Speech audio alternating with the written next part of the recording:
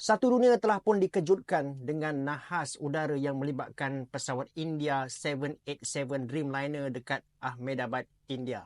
Pesawat keluaran daripada Boeing ni adalah sebuah model yang selama ni dianggap antara yang paling selamat dalam kategori penerbangan jarak jauh. So dalam video ni, jom kita tengok apa kesan insiden ni kepada syarikat gergasi Boeing. Sebenarnya jenis model pesawat ni baru je diraikan oleh Boeing sebab berjaya membawa penumpang ke 1 bilion.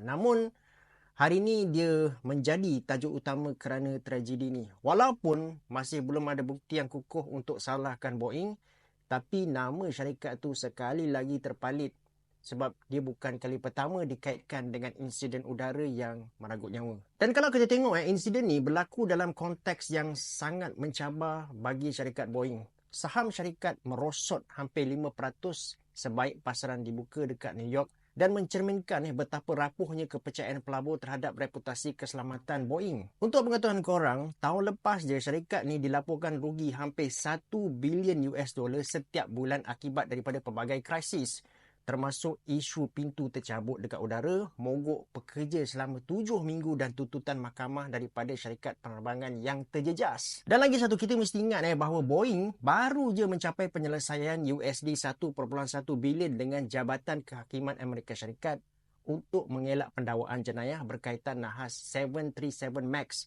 yang mengorbankan ratusan nyawa pada 2018 dan 2019. Lebih menyayat hati, bekas pengurus kualiti Boeing, John Barnett, pernah dedahkan kelemahan pemasangan komponen substandard dalam kilang. Seorang lagi jurutera, Sam Salehpour, turut tampil mendakwa dirinya diugut selepas menyoraikan kebimbangan terhadap aspek keselamatan pesawat.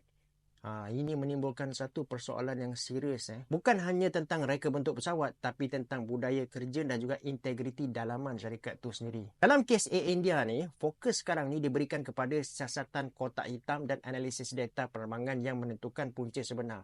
Akan tetapi satu hal yang perlu kita fahami sekarang ni adalah reputasi Boeing semakin menipis. Sementara tu, Air India pula sedang menjalani proses pemulihan di bawah Tata Group, turut terkesan sebab terpaksa menggunakan pesawat lama yang lebih lama daripada sepatutnya disebabkan kelewatan penghantaran pesawat baru. Dan ini menambah satu lagi lapisan risiko yang tak boleh dipandang remeh dalam industri penerbangan.